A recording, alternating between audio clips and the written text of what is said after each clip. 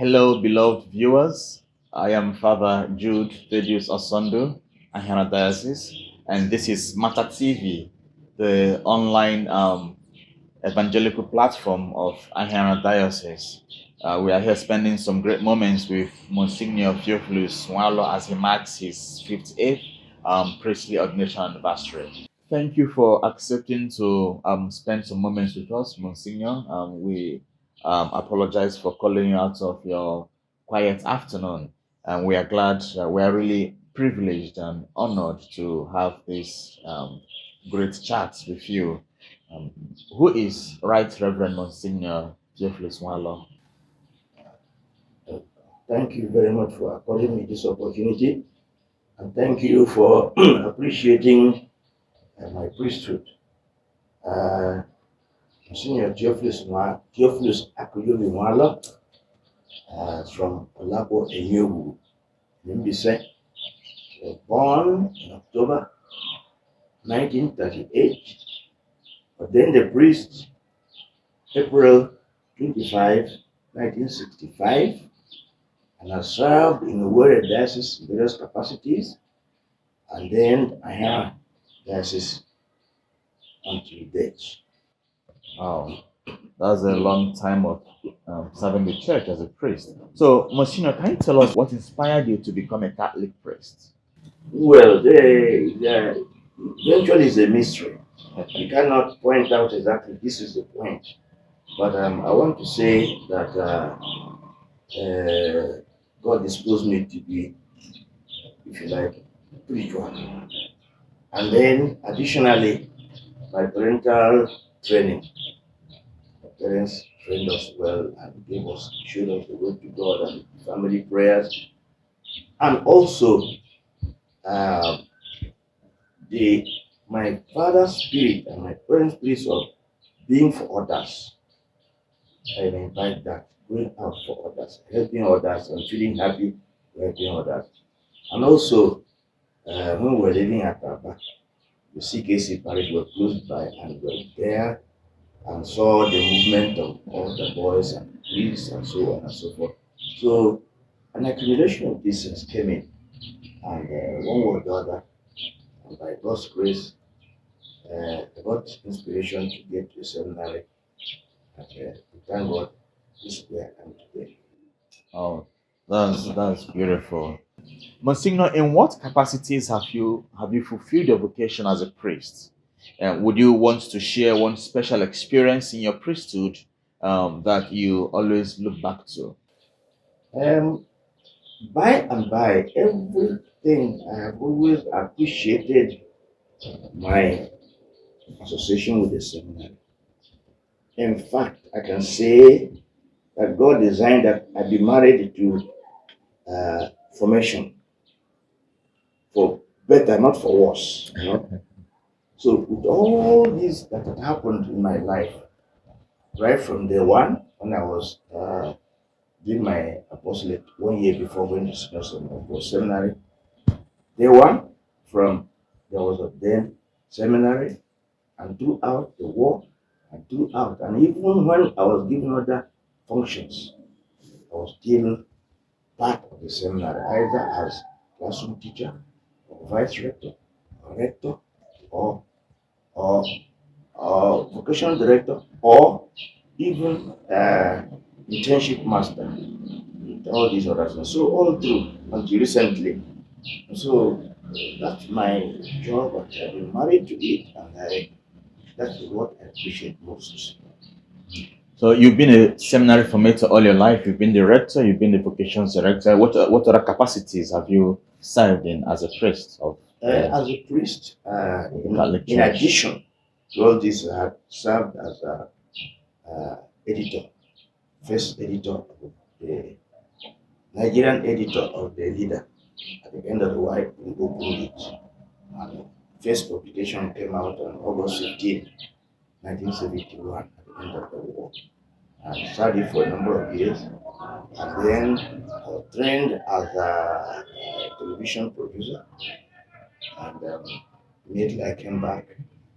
1978, I joined the Nigerian television 26 Aba, served there for 12 years plus. Then after that, I came out and the bishop sent me back. This time to go and lift the matter at Ecclesial Seminary, build up the capacity. And it was a young Diocese of Ahiara and was asked to go and build it up. Thereafter, I went on mission, and from there, parishes of warfare, Ahiara, now CKC. And when I was in the seminary too, I was running parish like Nwalo. We had a very vast area, which today have become 4 parishes, and we're doing it in combination with that. So, but essentially, it's the seminary that is my main target. Whatever happens, I will from the seminary. I've tried to volunteer for example, mission to Sudan, 1965. The bishop refused. I tried to volunteer for the chaplaincy in the military during the Nigeria-Biafra war. The bishop refused. I should be the seminary.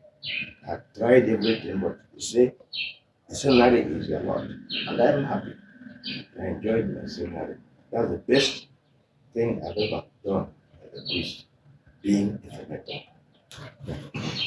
So apart from besides being a formator and besides serving as serving with the NTA, what other roles, leadership roles, mentoring roles, have you played in Ahiara Diocese?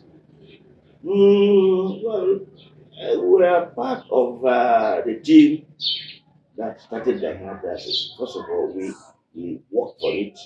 It was granted us, and we helped the bishop to set up what from nothing. We helped him to set up, and were enthusiastic and rallied around him, and they gave the push, and eventually, with God's grace, I became a very prominent diocese. Okay. And at some point, you were the Diocesan Administrator of Ahiara Diocese? Before then, I was bishop made me the Vicar General from 2003. And then when Bishop died 2010, I was elected Administrator of the Diocese, handling the delicate issues, waiting for the appointment of the bishop. Okay. Monsignor, what has been your life philosophy and what is the secret behind your glowing longevity? Interesting question. First of all, longevity belongs to God. I say this because I've seen the miracle in my life. I had a very serious surgery 2 months to the end of the war, that precisely November 1968. And when I came back, the surgeon told me, then a very pious man, that there was no medical reason why I shouldn't have died. That was when I was just a little over 30 years old. And here I am today. So it's not me, it's God working. 2, coming to lifestyle, I was a sportsman. I used to exercise a lot, and that helped me to keep going.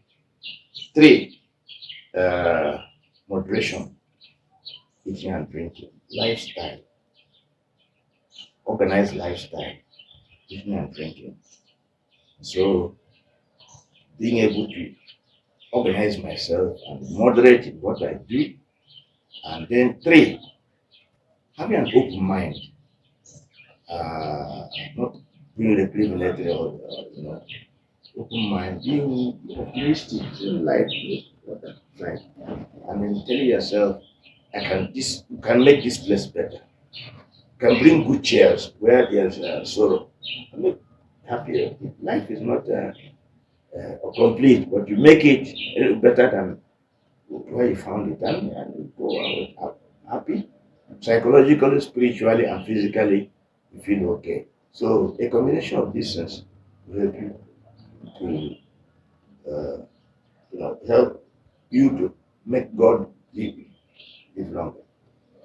Thank you for sharing your life philosophy with us, Monsignor. You were a witness to very important developments in the faith down here. Would you offer a few words of exhortation to Christians today? Um, you know, if I may go back a little, when I was growing, the church has changed so much, and when they just see the church here, you then can't appreciate what has gone through before it comes to this. Let me give you an instance. We are from Emekuku parish then. At that time, Emekuku was practically a whole diocese from parish. And then by when I was about 9 years old, St. Bridget's Ahiara was only parish in the entire Medicine area. As you can see, and the people were running around and getting things fixed here, schools, churches, stations, catechism, running up and down and getting things set, making also a sacrifice until we have come to where we are today. And then we've gone through the crucible. So I count myself privileged to be what I call among those I call the endangered species. By that I mean those trained by the missionaries, ordained by them, work with them, carry their work with them. When they left the country, we took up the church, handled it, and then handed it over, make sure that the indigenous have stabilized the church. So it's a very big effort, and there is only when you look at it, say, glory to God. And how these people did it, the missionaries, appreciate them. How those of us who are now endangered species, a few of us left, carried on the work, the whole thing. When you look back and say, but for the grace of God, when you click to God, then God is able to achieve so many things through you. Thank you, Monsignor. As one of the pathfinders of the Catholic priestly vocation in this part of the world, and as well as a long-time vocations director and facilitator, what has been your fulfillment in forming candidates to the priesthood? Do you have any words for these priests in different apostolates today? It's a two-pronged question. Number one, formation. My life, I've always loved to plant things, and then they will grow. You look around and you see little things I plant here and there, and I enjoy seeing them grow. If I were not a priest, I would have gone to agri sector. So that joy of getting things, planting and nourishing. So when it came to the priesthood there, I was given these tender souls to nourish and grow. So it became part of me to look. Therefore, what I enjoy most is what I plant into these children. It's difficult. Not easy, not a matter of bread and water. It's very difficult. But enjoy it. Because you know, as a farmer, you are planting with all sorts of turbulence and all the problems. In the end, you reap the harvest.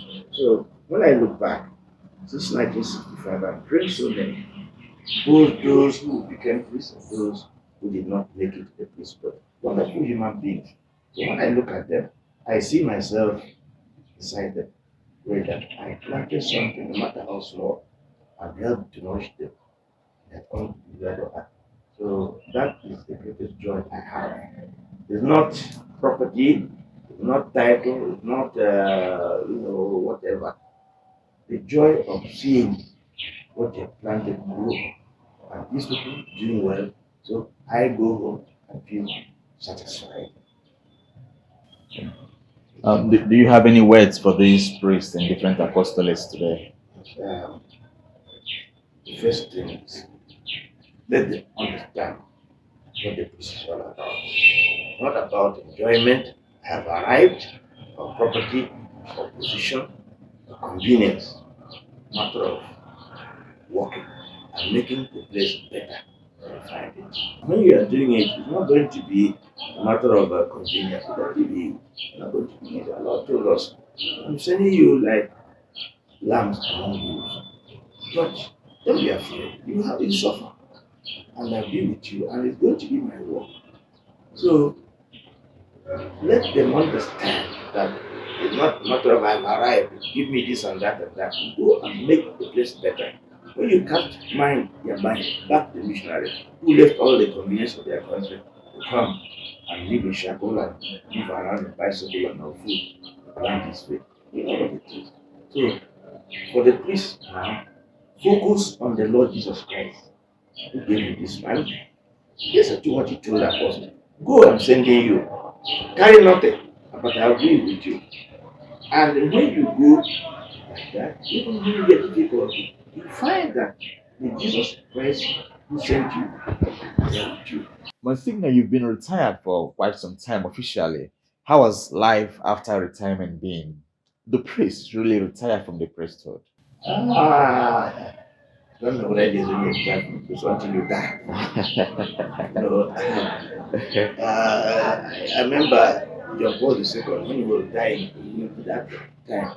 They changed your ministry. Eh? The ministry of suffering. He has gone to the section of ministry of suffering. So when you retire, that is from the it's a little bit easier now, but still the priest is the priest, and you still think of especially now that you're doing it at a slower pace.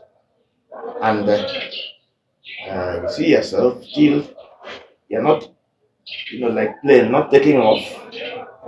You're finished taking off, you're finished cruising. Now, the plane is, I say, fasten your seatbelt. Plane is landing, driving, and you do what you can within that period and enjoy it. In fact, if I just sit here, I'm asked to sit, just eat and relax, I'll die. Give me something I feel still working as a priest, encouraging others, and enjoying the company of my younger priests. That's it. Dear Monsignor, in your 58 years of priestly ministry, what would you like to be remembered for? I would like to be remembered as one who is disposed to help others grow, help others progress in life, help others be happy. Even though I may not have been as successful, but that is my I'd like to be remembered as one who tried to live out his middle life. Name. My middle name is Akujuobi. Somebody who brings comfort and consolation to others. Above all, I'd like to be remembered as a priest who tried to live his place of assignment a little better than he found it. Thank you, Monsignor, for sharing these um, thoughts, beautiful thoughts with us. We are really enriched in this chat with you, and we hope our beautiful viewers have enjoyed these beautiful words of wisdom from our revered Right Reverend Monsignor Theophilus Nwalo. Wishing you God's blessings from Mata TV.